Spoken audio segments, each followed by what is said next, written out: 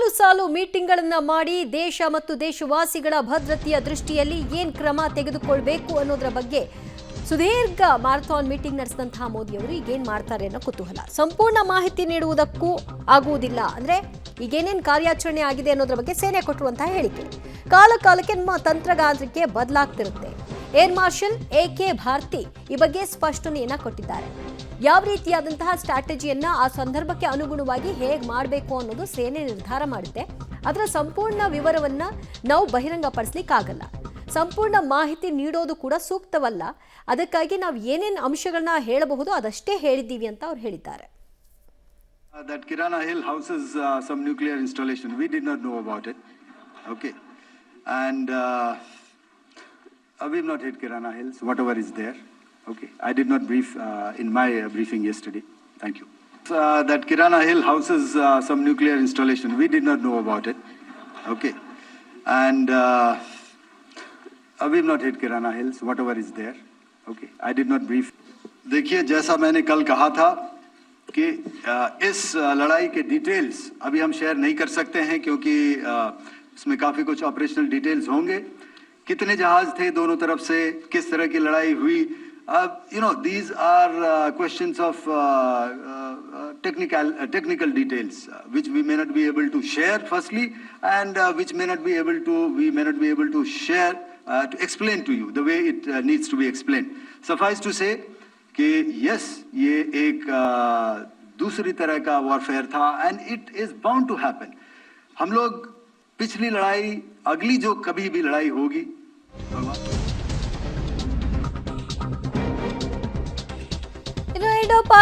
Indo Pak ವಾರ್ನಲ್ಲಿ ಬಳಕೆಯಾಗಿರೋ ಮಿಸೈಲ್ಗಳ ಬಗ್ಗೆ ಕೂಡ ಅವರು ಮಾಹಿತಿಯನ್ನು ಹಂಚಿಕೊಂಡ್ರು. ಅದರಲ್ಲಿ ಆಕಾಶ್ ಮಿಸೈಲ್ ಬಗ್ಗೆ ಭಾರತದ ಮೊಟ್ಟ ಮೊದಲ ಕ್ಷಿಪಣಿ ಎಂದೇ ಖ್ಯಾತಿಯನ್ನ ಪಡೆದಿದೆ. 15 ವರ್ಷಗಳ ನಿರಂತರ ಕಾರ್ಯವನ್ನ ನಡೆಸಿದೆ.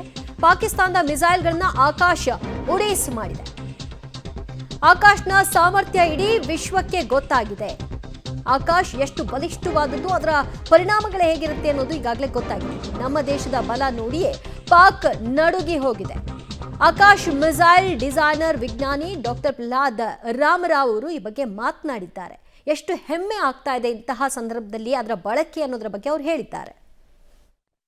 ಭಾರತ ಮತ್ತು ಪಾಕಿಸ್ತಾನ ನಡುವೆ ಈಗಾಗಲೇ ಕದನ ವಿರಾಮ ಘೋಷಣೆ ಆಗಿದೆ.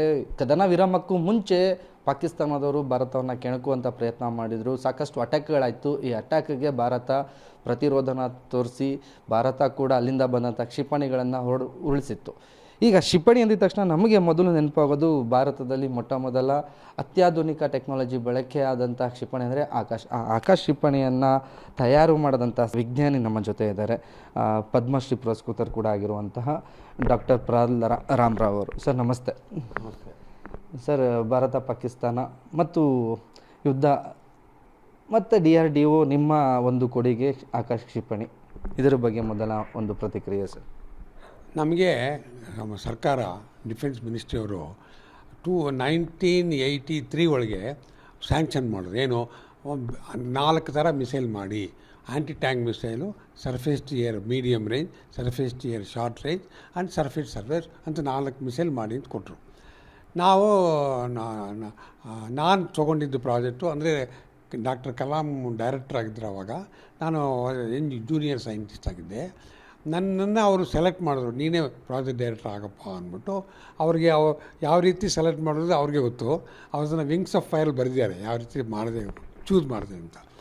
ಆವಾಗ ನಾವು ಹೇಳಿದ್ವಿ, ಒಂದು ಆರ್ಮಿ ಕೇಳಿದ್ದಾರೆ ಅವ್ರಿಗೆ medium range surface to air missile system.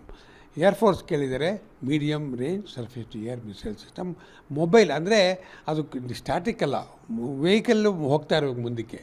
ಅದು ಆಮೇಲೆ 30 ಆವಾಗ 25 ಕಿಲೋಮೀಟ್ರ್ ಒಂದಿದ್ದು, ಆಮೇಲೆ 35 ಮಾಡಿದ್ವಿ. 35 ಕಿಲೋಮೀಟ್ರ್ ದೂರ ಇರೋವಂಥ ಏರ್ಕ್ರಾಫ್ಟ್ನ ಅದನ್ನು ರೆಕಗ್ನೈಸ್ ಮಾಡಿ ಅದನ್ನು ಇದು ಮಾಡಬೇಕೇನು, ಫುಲ್ಲು ಅದನ್ನು ನಾಶನ ಮಾಡಬೇಕು. ಆ ಥರ ಒಂದು ಮಿಸೈಲ್ ಮಾಡಿ ಅಂತ ನಮಗೆ ಕೊಟ್ಟರು. ಆವಾಗ